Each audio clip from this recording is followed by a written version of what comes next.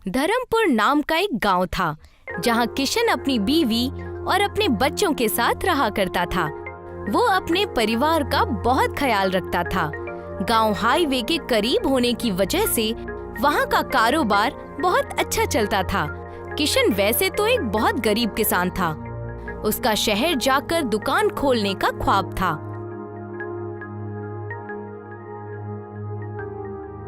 काश मैंने अपनी माँ की बात मान ली होती तो मैं इस कदर आज परेशान नहीं होती और अपना मुस्तकबिल तुम्हारे साथ नहीं देखना पड़ता।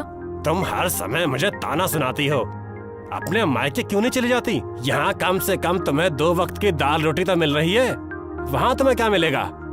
देखिए जी, आप भले ही मुझसे जो जी में आए कहिए, लेकिन मेरे मायके वालों के बारे में कुछ मत कहिए। अच्छा बाबा ठीक है, तुम इतनी घबराई हुई क्यों हो? बच्चों ने कितने दिनों से बर्गर और पिज्जा नहीं खाया है। उनकी जिद है कि अब उन्हें घर का खाना नहीं खाना। अरे तुम तो जानती हो भाग्यवान, इस बार खेती में ज्यादा बारिश के कारण हमें कितना नुकसान हुआ है। ऊपर से नीलगाय कितने सारे आ गए हैं। अब हम खेती बाड़ी तो कर ही नहीं सकते। ये मैं समझ सकती हूँ, पर बच्चों को कौन समझाए?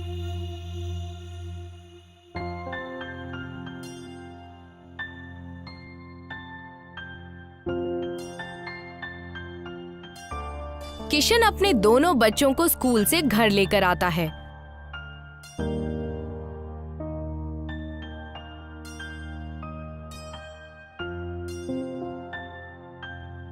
बच्चे घर के अंदर आते ही सवाल पूछने लगते हैं। पापा, मेरा पिज्जा कहाँ है? ना पिज्जा है ना बर्गर, यहाँ पर तो कुछ भी नजर नहीं आ रहा। हाँ पापा, मेरे सारे क्लासमेट्स टिफिन में बर्गर और पिज्जा लेकर आते हैं और एक हम हैं कि भिंडी लौकी खाते रहते हैं। बहुत बेइज्जती होती है हमारी। तुम दोनों फिक्र मत करो, हमारा वक्त भी बदलेगा, कुछ दिन और इंतजार कर लो। किशन और बच्चों की बात सुनकर साया की आंखों में आंसू आ गए। तब साया ने किशन से कहा, मैं कुछ दिनों के लिए अपने बच्चों को लेकर अपने मायके चली जाती हूँ। मेरा भाई उन्हें ये सारी चीजें लाकर दे देगा जो आप नहीं दे पा रहे हैं। इतना कहने के बाद साया अपने बच्चों को लेकर अपने मायके चली जाती है और किशन घर पर अकेला रह जाता है।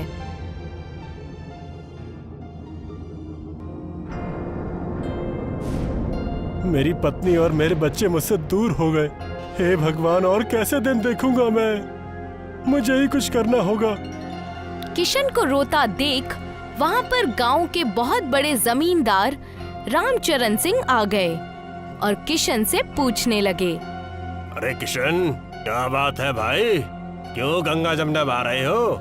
ऐसी कौन सी मुसीबत आन पड़ी? अरे जमींदार साहब आइए, क्या बताऊं, खेती बारिश की वजह से खराब हो गई। पत्नी बच्चों को लेकर अपने मायके चली गई। मेरे पास परिवार कहने के लिए अब कुछ बचा ही नहीं है। न परिवार साथ है न किस्मत। जैसा कि मैं तुम्हें देख पा रहा हूँ, पैसे की समझ आ रही है कि तुम्हारी गृहस्थी मुसीबत में है। बिल्कुल सही कहा आपने, मुझे शहर जाकर कोई धंधा करना है और मेरे पास 1 रुपया भी नहीं है। एक काम करो, तुम मुझसे कुछ पैसे ले लो, मैं तुम्हें पूरे 2000 रुपए देता हूँ। उन पैसों से शहर चले जाओ, जब तुम्हारे पास हो जाए तब तुम मेरे पैसे लौटा देना। और क्या?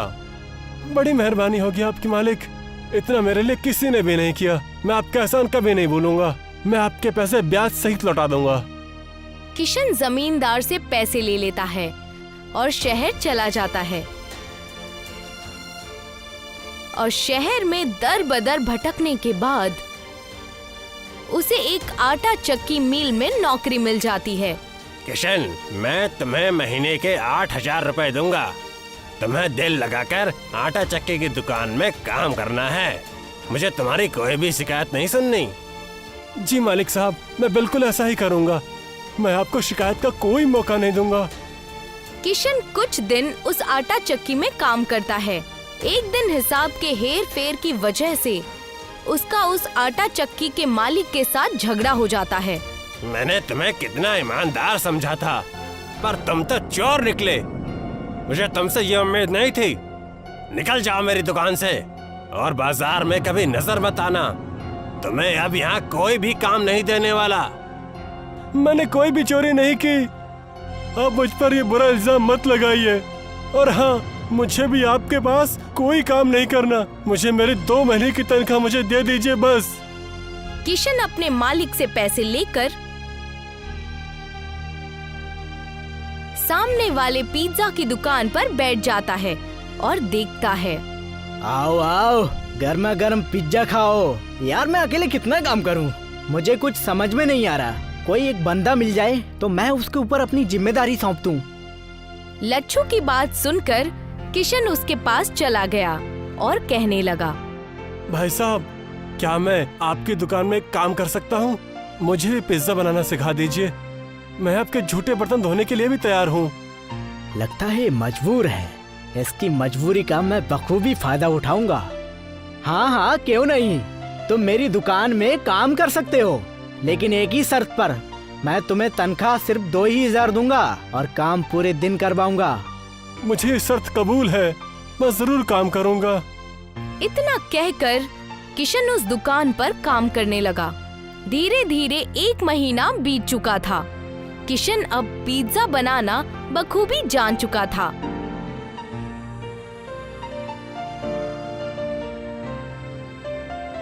थोड़े से पैसे जमा करके किशन अपनी बीवी और अपने बच्चों से मिलने अपने ससुराल पहुंचता है, जहां वो देखता है कि उसके बच्चे जूते सिलने और उन्हें पॉलिश करने का काम कर रहे हैं और उसकी बीवी साया लोगों के घरों में काम कर रही है। आओ साहब, जूते पॉलिश करा लो, सिर्फ 10 रुपए में। ज्यादा नहीं, सिर्फ 10 रुपए में। आ जाओ आ जाओ। अपने बच्चों की ये हालत देखकर किशन की आंखों में आंसू आ जाते हैं और वो उनके पास जाकर उनसे कहता है, ये सब क्या हो रहा है मेरे बच्चों? तुम्हारी ये हालत कैसे हो गई आखिर? और तारा की मम्मी कहाँ है? अपने पापा किशन को देखकर दोनों बच्चे उसके गले लग जाते हैं और उसके पास रोने लगते हैं। किशन को देखकर साया भी बड़ी खुश हुई और किशन से कहने लगी, मुझे माफ कर दीजिएगा जी। मेरी छोटी सी गलती की वजह से बहुत बड़ा बखेड़ा खड़ा हो गया। मैं यहाँ पर अपने भाई और उसकी बीवी के बहुत ताने सुनती हूँ। बस अब बहुत हुआ, चलिए हम अपने घर चलिए। नहीं नहीं, मैं कहीं नहीं जाने वाला। मुझे तुम्हारे भाई से मिलना है। आखिर कैसे वो मेरे बच्चे से जूते पॉलिश करवा सकता है? किशन साया के बड़े भाई यानी अपने बड़े साले से जाकर मिलता है और उसे गुस्से में कहता है, तुम्हारी इतनी हिम्मत कि तुमने मेरे बच्चों से काम करवाया और उन्हें पैसे भी नहीं दिए। अब क्या करूं? मेरे पास इतने पैसे हैं नहीं कि मैं हर रोज इन्हें इनके मन का खाना खिला सकूं। और इतना ही है तो यहाँ से इनको लेकर चले जाओ। मैं अपनी पत्नी और अपने बच्चों को लेकर यहाँ से जा रहा हूँ।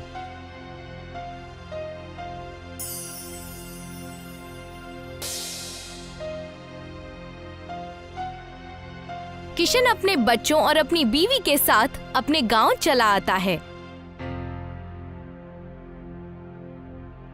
और देखता है कि रामचरण ने उसके घर और खेतों पर कब्जा कर रखा है। अरे आओ किशन आओ, मेरे ब्याज के पैसे मुझे दे देना और अपना घर छुड़वा लेना। पर 2,000 रुपए के लिए आपने मेरा घर और खेत कैसे ले लिया? 2,000 नहीं, मैंने तुम्हें पूरे 20,000 दिए थे और अब उसका ब्याज और सूद लगाकर तुम्हें अब पूरे मुझे 1,00,000 रुपए देने हैं। पैसे दो और अपनी जमीन और अपना घर ले जाओ। रामचरण ने किशन को अपने घर से बेघर कर दिया और किशन अपने परिवार के साथ रास्ते पर आ गया।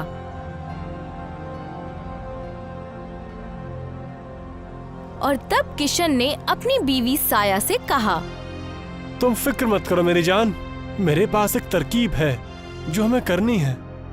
मैं कुछ समझी नहीं, आप कहना क्या चाहते हैं? जब मैं शहर में था तब मैंने पिज्जा बनाने का तरीका सीखा था और अब मैं वही धंधा इस गांव के हाईवे के सामने खोलूंगा और पिज्जा बेचूंगा। क्या सच? क्या आप सच में पिज्जा की दुकान खोलेंगे? जैसा आप कहें जी, मैं तो कब से चाहती हूँ कि ऐसा कुछ हो और मैं दुकान चलाऊं। और तो और मुझ में दुकान चलाने का हुनर भी है। तब देर किस बात की, हम ऐसा ही करेंगे। किशन और साया ने हाईवे के एक जमीन पर एक छोटा सा पिज्जा का दुकान खोल लिया और उसका नाम रखा पिज्जा एक्सप्रेस हाईवे। देखते ही देखते दुकान चल पड़ी और उस दुकान पर भारी भीड़ इकट्ठा होने लगी। देखा ना जाने मन, मैंने कहा था ना कि हम जरूर काबिल होंगे, बस हमें जुनून और मेहनत से काम करना होगा। आपने सही कहा। अब बच्चे स्कूल में भी जाएंगे और हम उन्हें अच्छे कपड़े और अच्छी तरबियत भी देंगे। एक तरफ किशन के घर पर खुशियां आई हुई थीं, दूसरी तरफ रामचरण किशन की कामयाबी से जलने लगा था। रामचरण ने तय किया, उस किशन ने तो काया ही पलट दी और अब मैं ये देख नहीं सकता। कल मुझे मेरे पैसे देकर मुझसे मेरा घर और खेत दोनों ले गया। मालिक, आप भी खामे खा फिक्र कर रहे हैं। हमें बस उसकी दुकान तोड़नी ही तो है, और क्या। आज ही रात को हम उसकी दुकान तोड़ देंगे। भाई साहब, आपके पास कुछ खाने को है? मैं कई दिनों से भूखी हूँ। आइए बहन जी, आप दुकान के अंदर आइए और पिज्जा खाइए। साया ने खुद अपने हाथों से एक पिज्जा उस खूबसूरत औरत को परोसा। वाह, ये तो बहुत ही लाजवाब पिज्जा है, पर मेरे पास देने के लिए तुम्हें पैसे नहीं हैं। मेरी पत्नी ने आपको बहन कहा है, तो अब आप घर की ही हुई। अब आप पैसों की बिल्कुल फिक्र मत कीजिए और पेट भर के खाइए। जैसे ही किशन ने इतना कहा, उस खूबसूरत औरत ने एक फरिश्ते का रूप ले लिया और उनसे कहने लगी, हमेशा खुश रहो किशन और साया, मैं एक मायावी फरिश्ता हूँ। तुम्हारी नेकी और ईमानदारी देखकर मैं बहुत खुश हुई।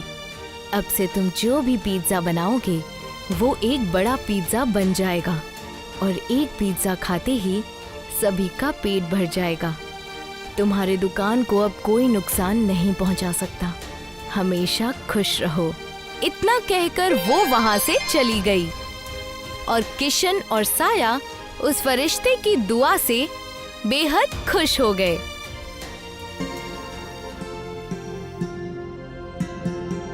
रात को रामचरण अपने कुछ गुंडे लेकर उनकी दुकान पर पहुंचा। जाओ, इसकी दुकान हाईवे से नीचे गिरा दो। आप चिंता न करिए। जैसे ही वो गुंडे उस पिज्जा एक्सप्रेस हाईवे के दुकान के पास पहुंचे, सामने से एक दरख्त की डाली बहुत तेजी से उनकी ओर आई और उन्हें अपने साथ उठाकर दरख्त के ऊपर लेकर चली गई। बचाओ, हमें बचाओ, यहाँ से नीचे उतारो, बचाओ हमें। उनकी आवाज सुनकर वहाँ पर किशन का परिवार आ गया और कहने लगा, बड़ा मजा आया। रामचरण काका तो पूरे बंदर लग रहे हैं। जी हाँ, जैसे को तैसा। मुझे माफ कर दो किशन, मुझसे बहुत बड़ी गलती हो गई है। मैं आज के बाद तुम्हें और तुम्हारे परिवार को कभी तंग नहीं करूंगा।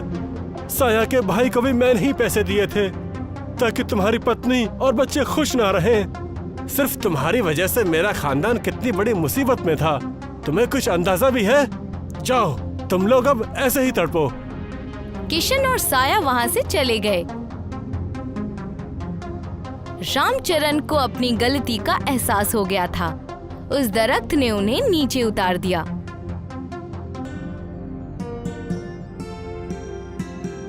तब से किशन अपना पिज्जा एक्सप्रेस हाईवे बहुत अच्छे से चलाने लगा और खुशहाल जिंदगी जीने लगा। शहर में कैलाश का एक बहुत बड़ा कपड़े का कारोबार था। उसके खानदान में उसकी बीवी शालिनी, 2 भाई राहुल और रंजन और एक छोटी बहन तान्या थी। मगर कैलाश सबसे ज्यादा मोहब्बत अपने नौकर कृष्णा से करते थे। कृष्णा उनका वफादार नौकर था। वो कृष्णा को अपना छोटा भाई मानते थे। कृष्णा अपने मालिक कैलाश के हर काम में हाथ बटाता था, मगर कैलाश के 2 छोटे भाई कोई काम धंधा नहीं करते थे। वो दिन भर कैलाश के रुपयों को दोनों हाथों से लुटाते रहते थे। एक दिन कृष्णा कैलाश से बोला, छोटे मालिक, और राहुल बाबू को और रंजन बाबू को समझाते क्यों नहीं? आप दिन भर मेहनत से काम करते हैं और वो आपके मेहनत के कमाई को ऐसे ही लुटाते रहते हैं। हे कृष्णा, अब मैं तुझे कैसे समझाऊं रे? मेरे माँ ने मरते वक्त मुझसे एक वादा लिया था कि इन्हें किसी भी तरह की कोई तकलीफ ना हो, इसीलिए मैं इनसे कुछ नहीं कह पाता। लेकिन मालिक, ऐसे तो ये आपको बर्बाद कर देंगे। अरे नहीं रे, तू बहुत भोला है रे कृष्णा। धीरे धीरे दोनों काम धंधा करने लगेंगे, तू फिक्र मत कर। अच्छा, मेरी बात ध्यान से सुन। मैं आज रात घर में देर से आऊँगा। आज सारे कारोबारियों की मीटिंग है और मुझे उसमें बुलाया गया है। ठीक है छोटे मालिक, आप कितने भी रात में आएंगे मैं आपको जागता हुआ ही मिलूंगा। लेकिन क्यों? मालिक, आपको खाना गरम करके भी तो देना है। कृष्णा की बात सुनकर कैलाश मुस्कुराते हुए अपनी गाड़ी से ऑफिस चले गए। मीटिंग में शहर का एक और बड़ा कारोबारी राजन कसाना भी बैठा हुआ था। सारे कारोबारियों ने उसके ऊपर चोरी का इल्जाम लगाया हुआ था। मीटिंग में कैलाश अपने सारे कारोबारी भाइयों से बोले, तुम सब फिक्र मत करो, इस बात का फैसला मैं एक हफ्ते बाद करूंगा। अब तुम सब अपने अपने काम पर जा सकते हो। मीटिंग खत्म होने के बाद राजन कसाना मुस्कुराता हुआ कैलाश के पास आकर बोला, आपको क्या लगता है कैलाश जी कि इन कारोबारियों ने मेरे ऊपर जो इल्जाम लगाए हैं वो सही है या गलत? सीधी सी बात है राजन, कारोबारियों का सारा पैसा आपके सीक्रेट बैंक में रखा जाता है। अगर अकाउंट में से रुपया कम हुआ है तो आपके ऊपर ही इल्जाम लगेंगे ना।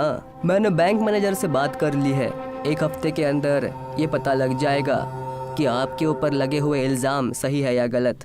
देखिए कैलाश जी, मैं आपसे झूठ नहीं बोलूँगा।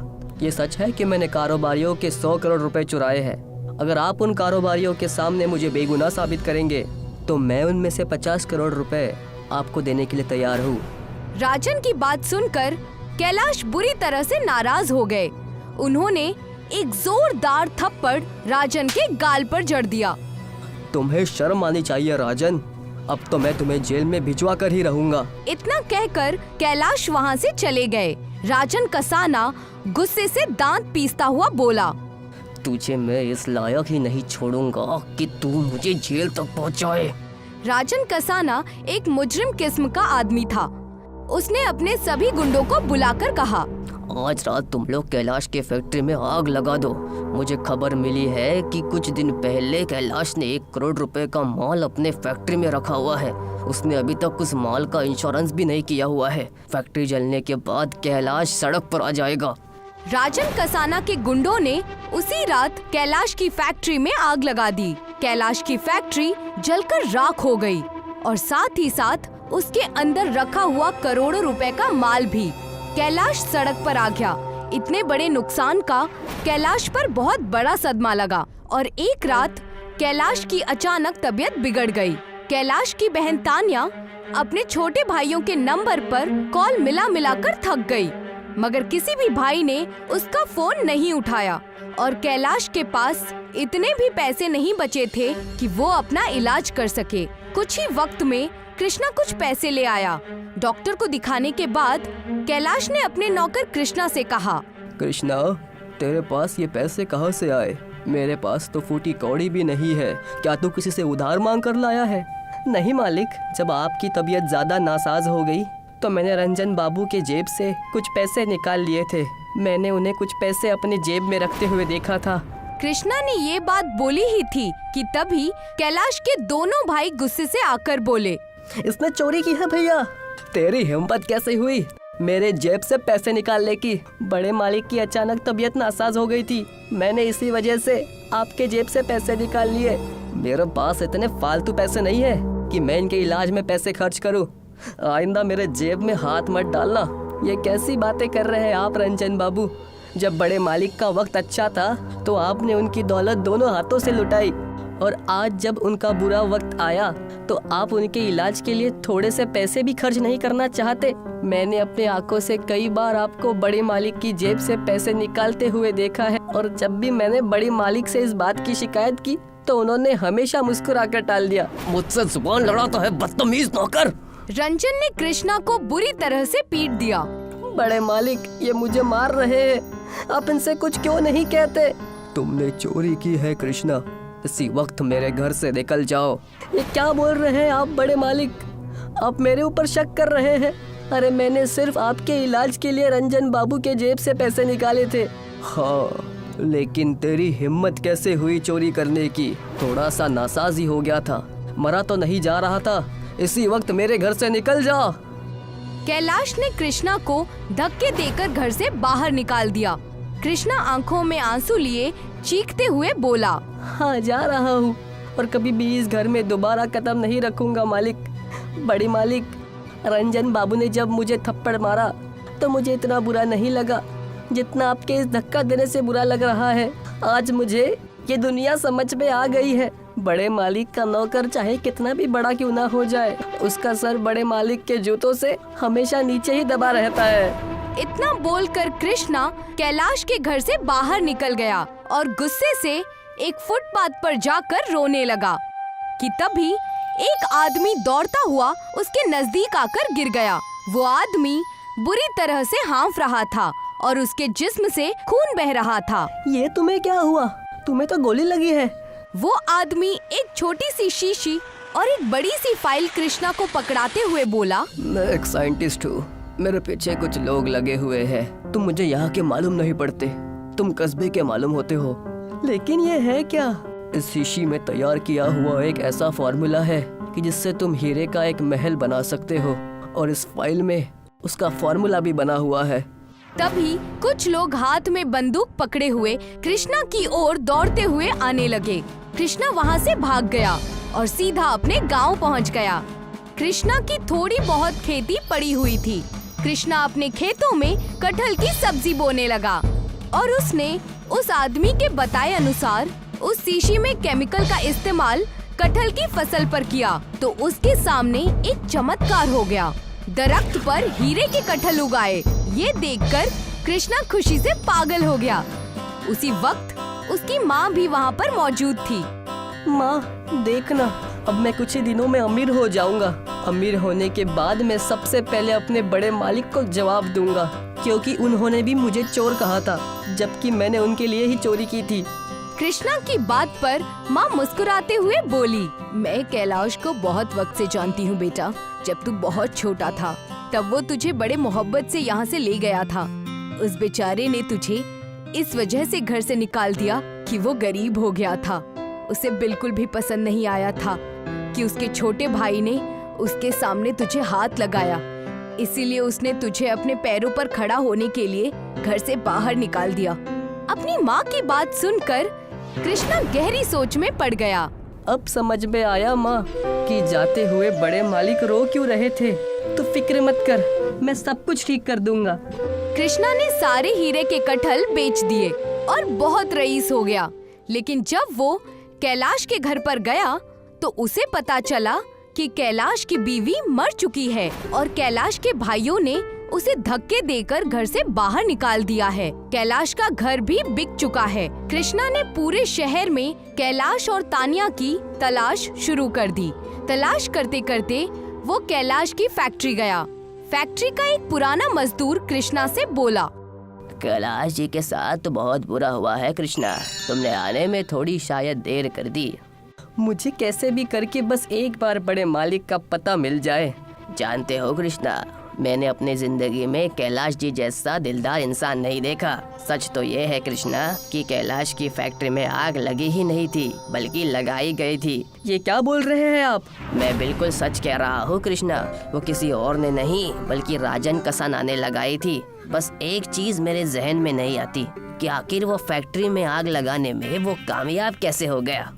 मैं कुछ समझा नहीं, क्योंकि कैलाश जी ने अपने फैक्ट्री में कुछ ऐसे गैजेट लगवा रखे थे कि अगर फैक्ट्री में कोई स्मोकिंग भी करता तो खतरे के सायरन बज उठते, मगर उस रात नहीं बजे। ऊपर वाला उस राजन कसाना को कभी माफ नहीं करेगा। इतना कहकर वो मजदूर वहाँ से चला गया, मगर कृष्णा ने अपनी तलाश जारी रखी। एक दिन कृष्णा अपनी कार में कैलाश को ढूंढता फिर रहा था। तभी उसकी नजर रंजन और राहुल पर गई, जो कि कैलाश के सबसे बड़े दुश्मन राजन कसाना के साथ बैठे हुए थे। कृष्णा उनकी कार का पीछा करते करते उनके ऑफिस तक पहुंच गया और चुपके से उनकी बातें सुनने लगा। रंजन और राहुल राजन कसाना से बातें कर रहे थे। मान गए आपको राजन कसाना जी, आपने भैया की फैक्ट्री में आग लगवा दी और भैया को भनक भी नहीं लगी कि वो आग आपने लगवाई है। कैलाश को तो ये भी नहीं मालूम है कि उनकी फैक्ट्री में आग लगाने में मदद करने वाले उनके ही दोनों भाई हैं। 50 करोड़ की रकम के लिए तो कोई सगा भाई भी अपने भाई को मार सकता है, और फिर तो कैलाश हम दोनों का सौतेला भाई था। तभी कृष्णा उन तीनों के सामने आकर खड़ा हो गया।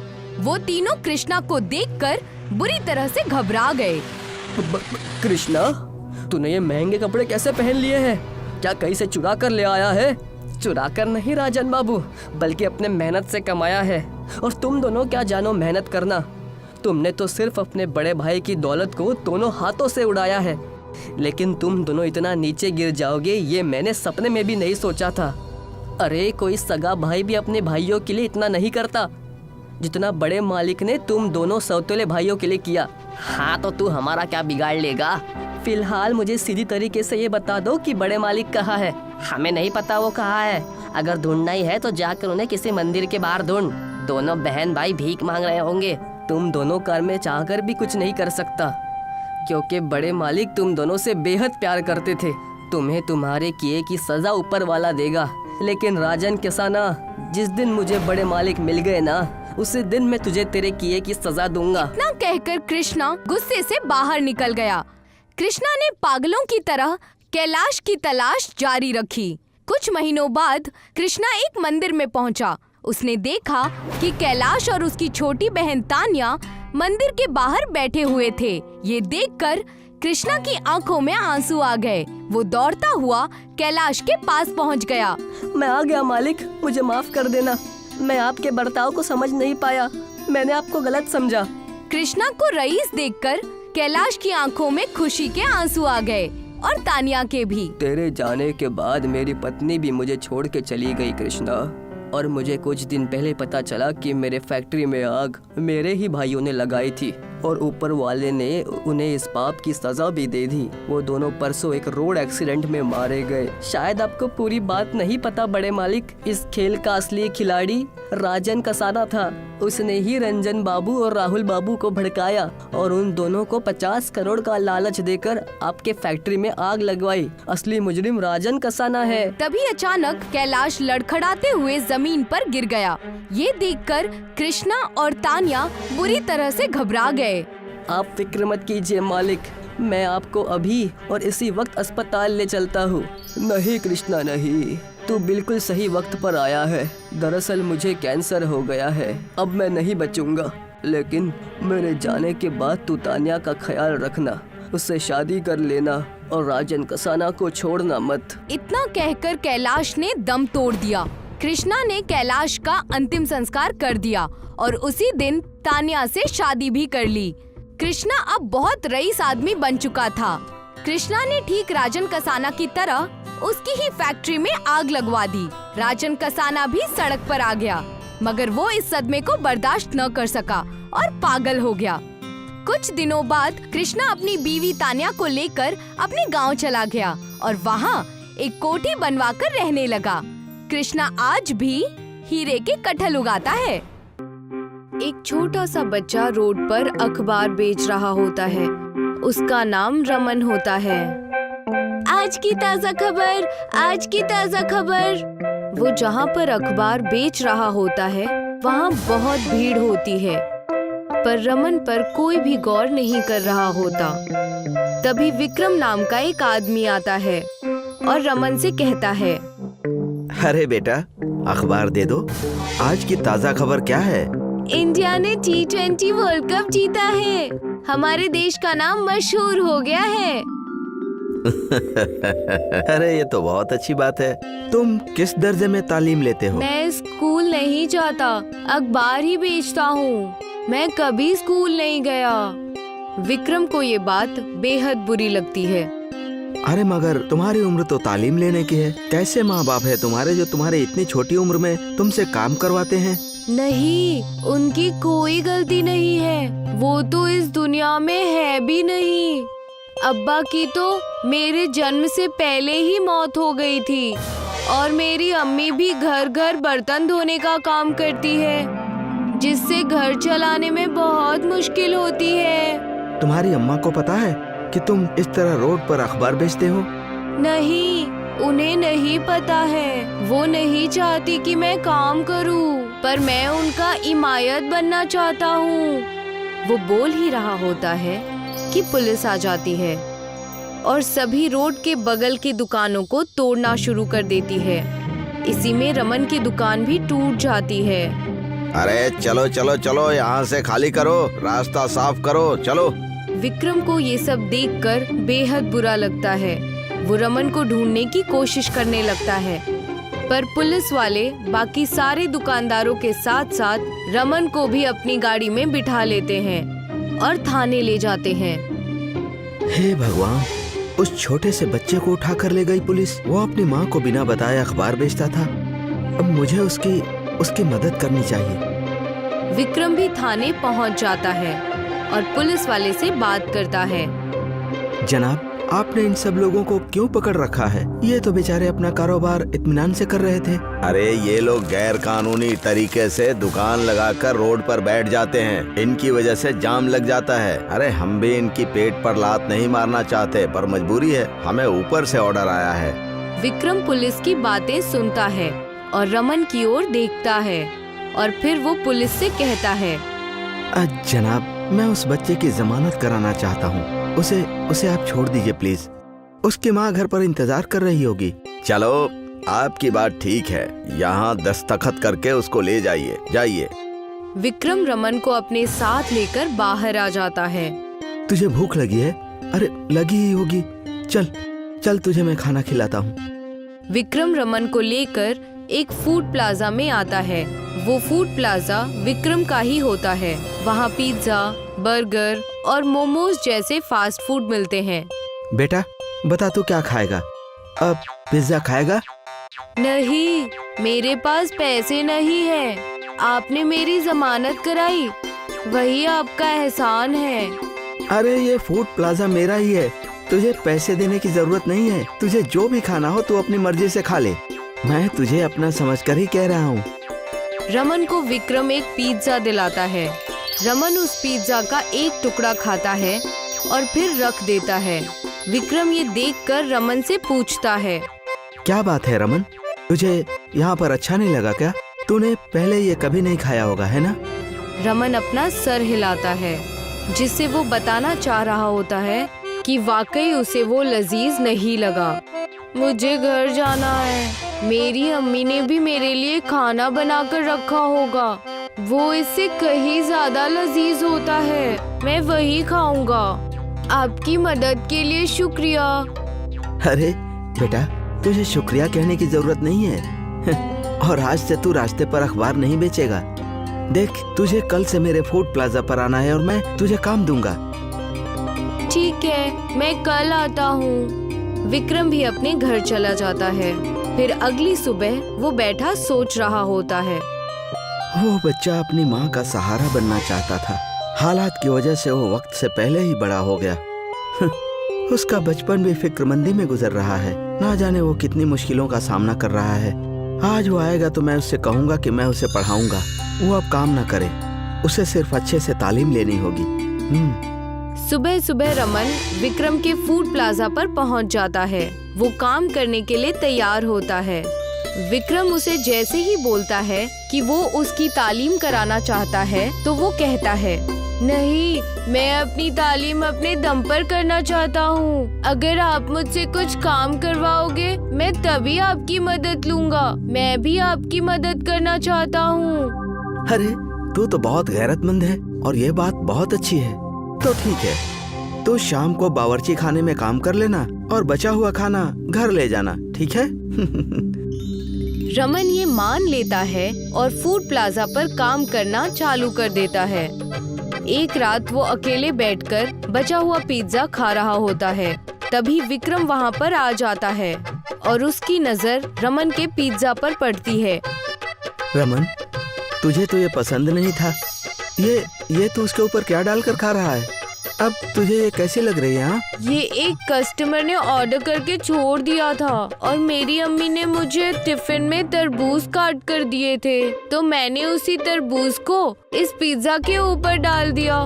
अब मुझे ये खाने में बेहद लजीज लग रहा है। अब ये लाजवाब हो गया है। विक्रम को रमन की ये बात बहुत ही अलग और यूनिक लगती है। उसे यहाँ एक नए तरह की पिज्जा बनाने का आइडिया आता है।